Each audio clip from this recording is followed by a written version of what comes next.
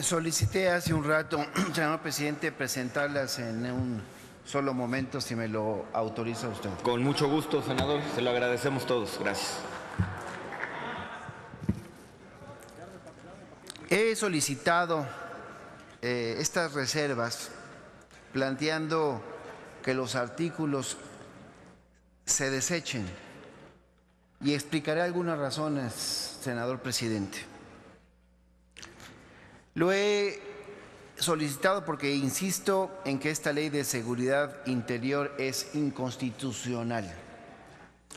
Porque si vemos, compañeras y compañeros, las modificaciones al artículo 1, insisto en que se pretende hacer creer que como la seguridad interior, se ha dicho, es una rama, una vertiente de la seguridad nacional, entonces el Congreso de la Unión sí tendría facultad para legislar sobre seguridad interior en virtud de su facultad expresa de legislar sobre seguridad nacional. Sin embargo, también lo he reiterado, y a pesar de esa interpretación a modo, la fracción sexta del artículo 89 constitucional claramente las menciona como dos materias distintas. Si la seguridad interior fuese, así se expresa en mi reserva, una vertiente de la seguridad nacional, entonces el legislador no solo no la habría mencionado por separado, sino que ni siquiera la habría mencionado, pues ello resultaría reiterativo. También he planteado que las Fuerzas Armadas, lo he planteado en una señal de alerta, podrán realizar acciones de seguridad interior, según el dictamen que estamos votando, de forma permanente y sin necesidad de declaratoria de protección a la Ley de Seguridad Interior. Me preocupa lo que los artículos 6 y 26 señalan expresamente, que las Fuerzas Armadas no requerirían, compañeras y compañeros, la emisión de una declaratoria de protección a la seguridad interior para atender los riesgos a la seguridad nacional. Por su parte, el artículo 20 señala también que las Fuerzas Armadas solo intervendrán mediante declaratoria. ¿Qué significa esto? Pues que parecería entonces que las Fuerzas Armadas requieren declaratoria para actuar en el caso de amenazas a esta llamada seguridad interior. Pero resulta, senador presidente, que el artículo 4, fracción segunda, dice que las amenazas a la seguridad interior son las mismas que las amenazas a la seguridad nacional. Y en la Ley de Seguridad Nacional de Fuerzas Armadas no necesitan de declaratoria alguna para atender dichas amenazas. Y ahí está el grave riesgo de la militarización. Por eso insisto, de manera tramposa, se está permitiendo la actuación abierta y permanente de las Fuerzas Armadas en materia de seguridad interior sin que medie declaratoria, sin importar si es para atender riesgos o amenazas. Por eso es una trampa. También he presentado mis reservas porque no estoy de acuerdo en que la autoridad civil quede subordinada a la autoridad militar. Porque a pesar de que el artículo 18 de este decreto señala que las acciones de seguridad interior no tendrán por objeto sustituir a las autoridades de los tres órdenes de gobierno, las fracciones del artículo 20 claramente establecen lo contrario, pues el Ejecutivo designará a un comandante de las Fuerzas Armadas como coordinador de los grupos interinstitucionales, que en términos de este artículo 21, el siguiente, serán integrados por cada una de las autoridades participantes, incluidas las civiles. Y dicho comandante establecerá las responsabilidades a las autoridades militares y civiles participantes. Esta es, senador presidente, una clara y grave subordinación de la autoridad civil a la militar. Se establece también entonces la obligación de las autoridades de entidades federativas, de municipios y de demarcaciones territoriales de dar cumplimiento a todo lo que les sea solicitado por la autoridad militar. Luego entonces las autoridades de las entidades federativas, de los municipios, de las demarcaciones territoriales quedan obligadas a entregar cualquier clase de información que la autoridad militar le solicite. La autoridad militar puede entonces, insisto y lo subrayo, solicitar cualquier información siempre que argumente o pretexte que se trata de atender los fines de la declaratoria. Por eso he presentado la reserva. Insisto, porque no estamos de acuerdo a que la autoridad civil se subordine a esta autoridad militar. Porque, insisto, se establece la obligación de las autoridades federativas, de los municipios, de las demarcaciones territoriales, de rendirle cuentas a la autoridad coordinadora que, según el artículo 20, sería de carácter militar. Se señala, ciudadano senador presidente, que las Fuerzas Armadas realizarán entonces labores de seguridad interior con sus propios medios y adiestramiento. Y ello pues resulta comprensible si consideramos que esta ley equipara seguridad interior con seguridad nacional. Lo que resulta alarmante es, compañeras y compañeros, que con ese adiestramiento los militares puedan asumir el control en un determinado territorio por virtud de una declaratoria y que las autoridades civiles tengan que subordinarse a ellos y cumplir con lo que les soliciten. Y con todas esas atribuciones de esta autoridad militar sobre la autoridad civil, a mí me parece que es insostenible que nieguen de que estamos hablando de militarizar a nuestro país. También presenté las reservas porque se obliga a los órganos autónomos a entregar información a estas autoridades de seguridad nacional. Órganos como la Comisión Nacional de los Derechos Humanos, el INE, el IFT e incluso algunos órganos autónomos de las entidades federativas quedan obligados a entregar cualquier información que les sea requerida por una autoridad federal, civil o militar, que lleve a cabo acciones de seguridad interior.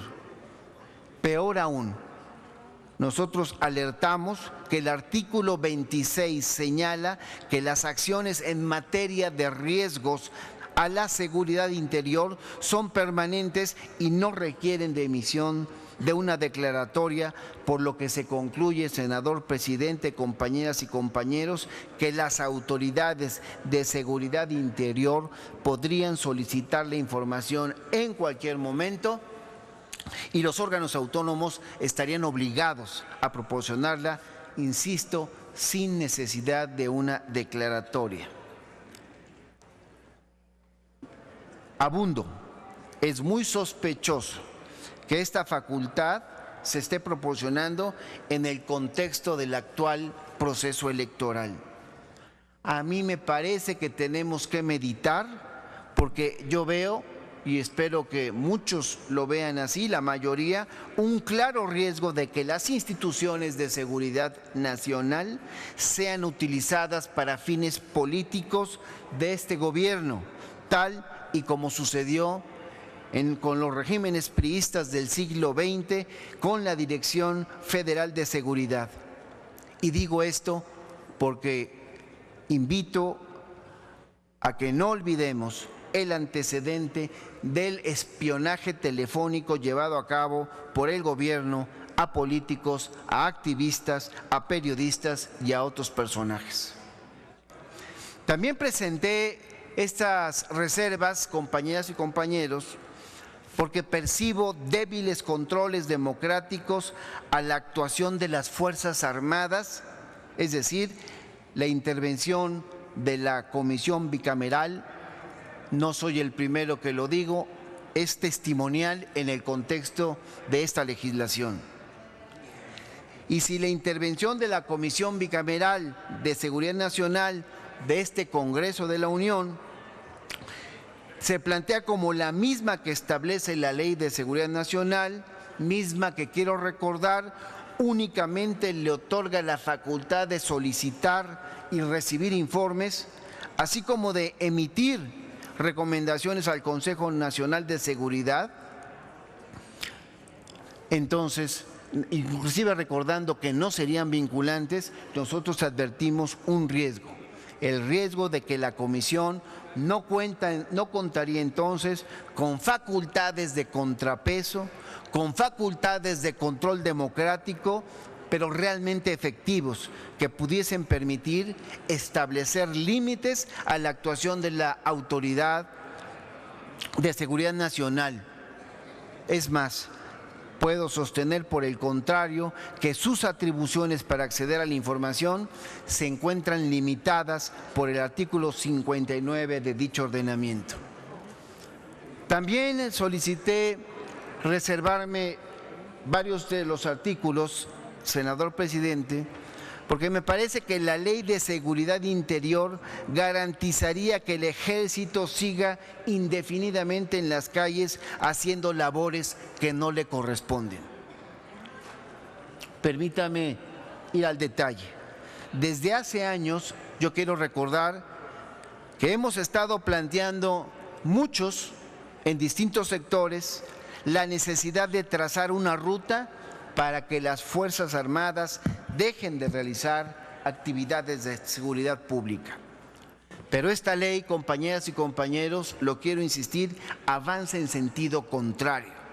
Permite la presencia indefinida de las Fuerzas Armadas en dichas labores porque, insisto, lo subrayo, aunque la declaratoria de protección a la seguridad interior tiene vigencia de 1 año, el presidente de la República en este contexto, en esta propuesta de legislación, podría prorrogar todas las veces que se le ocurriese.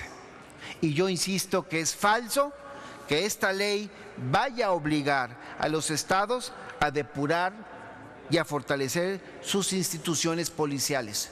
Yo creo que este es un tema que debemos seguir reflexionando porque no debemos olvidar, compañeras y compañeros, que la Ley General del Sistema Nacional de Seguridad Pública obligó a los ejecutivos de nuestras entidades desde el 2009 a la certificación de sus policías y no cumplieron. Tan fue así que el Congreso que representamos tuvo que reformar 2 veces más el artículo transitorio de esa ley para ampliarles el plazo porque 2 veces no cumplieron con la certificación. Quiero comentar, senador presidente, que hemos reconocido en varios momentos que el regreso de las Fuerzas Armadas a sus cuarteles tiene que ser gradual. Muchos aquí lo hemos comentado. Pero pareciera que el gobierno federal y los gobiernos de los estados quieren seguir utilizando a las Fuerzas Armadas para que hagan el trabajo que ellos no han hecho. Y yo vuelvo a preguntarme y les pregunto a ustedes, ¿hasta cuándo tendremos entonces cuerpos policiales confiables? Sobre todo si contrastamos este planteamiento con el análisis de los subejercicios que año tras año hay en los recursos presupuestales que se dedican precisamente a fortalecer la seguridad en las entidades. Por eso planteo con mucha responsabilidad que hay que exigirle al presidente, que hay que exigirle a los gobernadores a que asuman su responsabilidad y pongan un plazo para contar con instituciones policiales confiables para que las Fuerzas Armadas, insisto, dejen de realizar las labores que no le corresponden. Y subrayo para concluir, senador presidente, que no se pretenda engañar a la gente diciendo que esta ley es una exigencia de la sociedad. Eso es falso, compañeras y compañeros. Lo que la sociedad quiere, lo hemos repetido varias veces a lo largo de los últimos días, es que el Estado cumpla con la obligación de garantizar seguridad. Así como han sido buenos para prometer en campaña que van a otorgarle la seguridad a la ciudadanía, que entonces sean también buenos para cumplir. La presencia de las Fuerzas Armadas en labores de seguridad, con esto concluyo, no ha disminuido los niveles de incidencia, no ha disminuido los niveles de violencia en más de 10 años.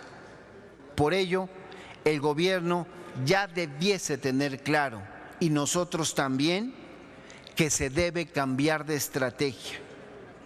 Y esta ley, lo tengo que volver a subrayar, esta ley que está a punto de votarse, garantiza que sigamos con la misma estrategia que no ha resuelto la problemática. Y es entonces cuando debemos reflexionar que debiese ser rechazada en su conjunto y convocar a este gran debate nacional para que podamos encontrar una estrategia que sí sirva para darle la seguridad que está planteando la mayor parte de nuestro pueblo. Le agradecería que pudiese incorporarse al diálogo de los debates de manera puntual las reservas que presenté y que acredité debidamente ante esta mesa directiva. Muchas gracias. Con mucho gusto, senador Benjamín Robles, le agradezco su participación.